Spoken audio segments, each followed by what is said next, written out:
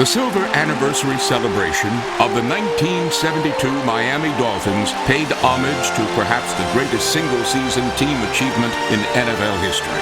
I think the best way to think about the perfect season is to understand the fact that nobody's ever done it before and nobody's done it since then. And there have been a lot of good teams in this National Football League before the perfect season and since the perfect season.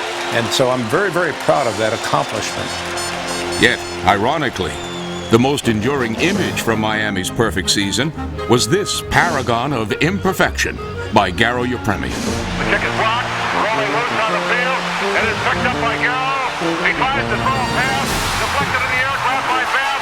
He's going to score. Touchdown. And the Washington specialty teams get their club on the board. And Garo got famous, a lot of notoriety from that terrible pass that he threw. And right now he's one of my closest friends, but at that particular moment, I want to choke him. The 72 Dolphins have had to overcome more than just that infamous blooper. Even with their 17-0 record, Miami is seldom ranked among the top NFL teams of all time. They've spent a quarter century trying to convince historians of their greatness, with only mixed results. The harshest blow came in 1989, when a computer-based series of imaginary games spit out results that infuriated all of the Dolphins. We've got a computer idea. We're going to play the Dolphins against the Steelers. And then the Steelers win. But they had lost. But they win against a team that never lost. Shaw spins, gives to Harris at the ball. He's out! The Steelers will beat the Miami Dolphins to win the Green Bowl.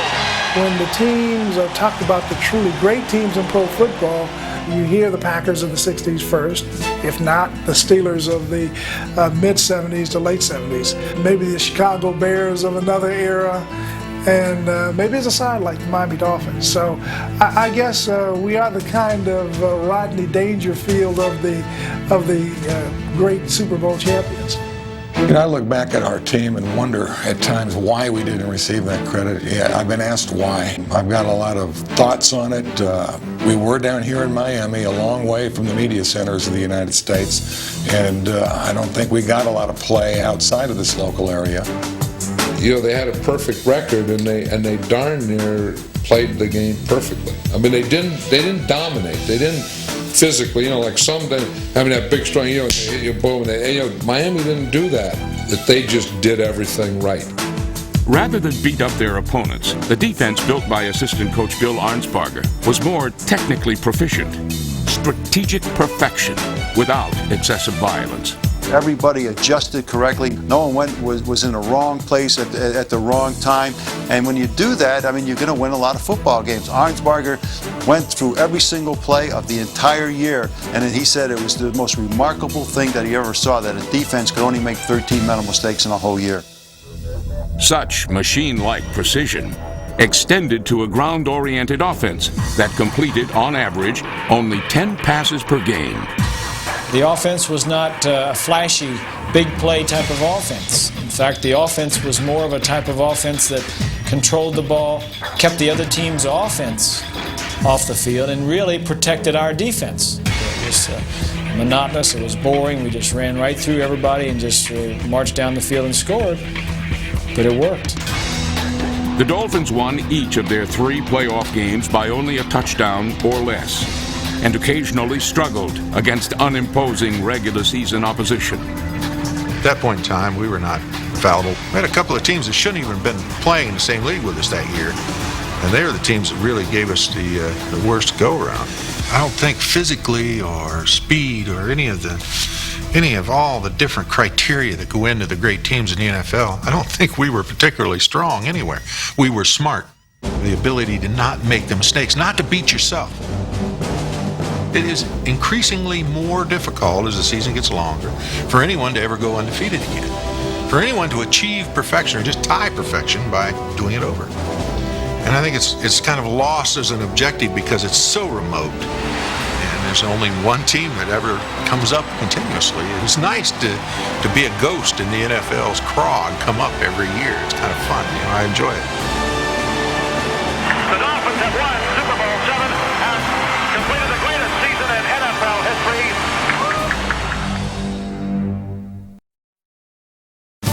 In Super Bowl VII, the 1972 Miami Dolphins collided headfirst with destiny, defeating the Washington Redskins to secure the first and only undefeated season in NFL history.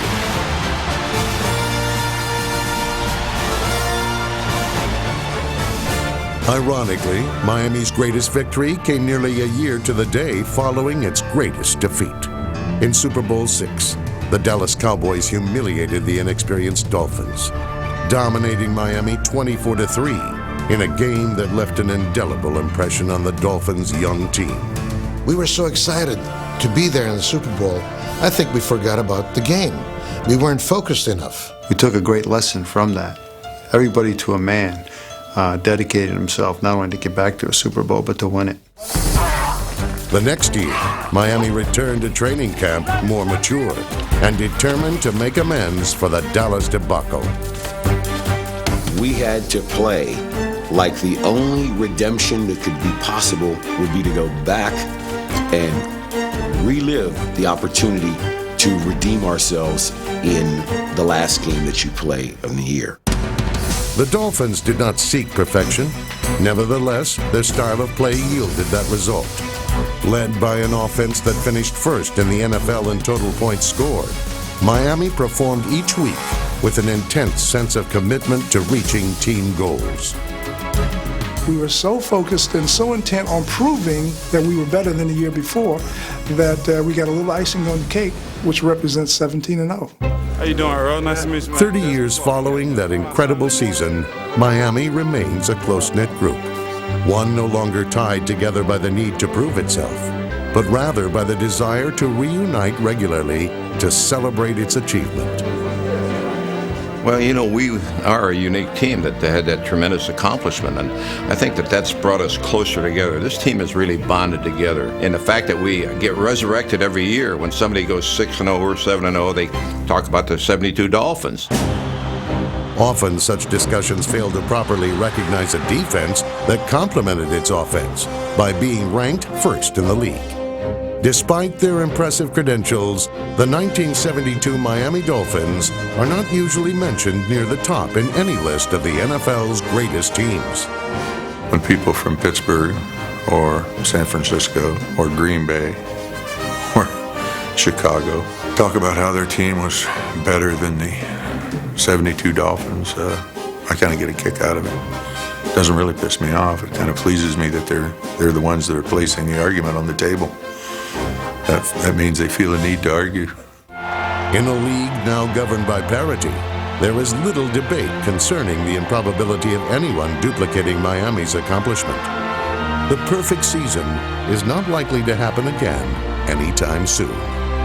But it is a guarantee that the members of the 72 Dolphins will continue to gather each year for a commemorative toast to honor their season. We're proud of that record. You know, and the toast is really toasting the fact that the record is still a record for another year. The longer it goes, the more special it becomes. We want to keep it ours. I'd like to get it through at least the first 100 years of the NFL. Then, you know, think about letting somebody else do it.